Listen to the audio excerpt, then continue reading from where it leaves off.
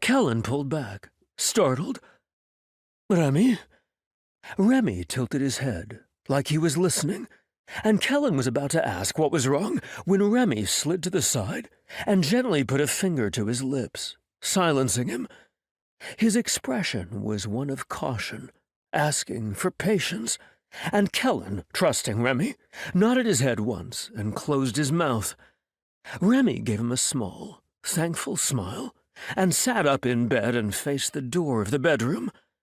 Celyn heard nothing, and he sat up, thinking perhaps that a vampire's senses were stronger than his own, despite his fey blood.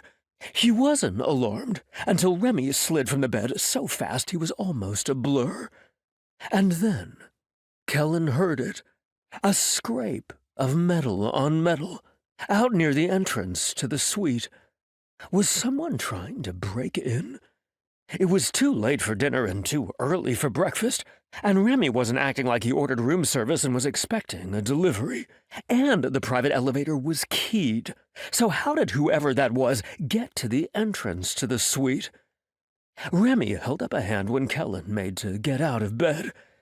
"Stay here. Get down if things get loud."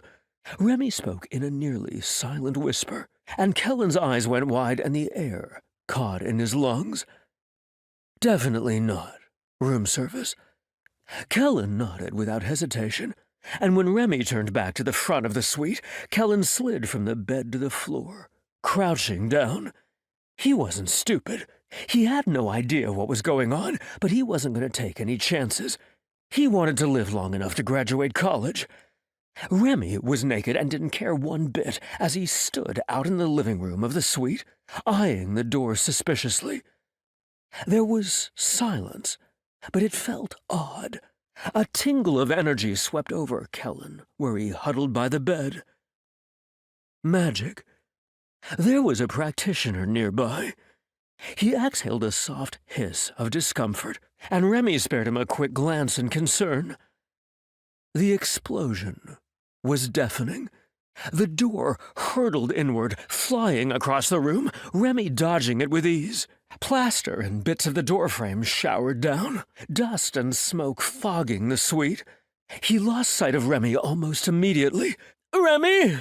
Stay there!" The shout came out of the smoke-filled living room, and Celyn listened.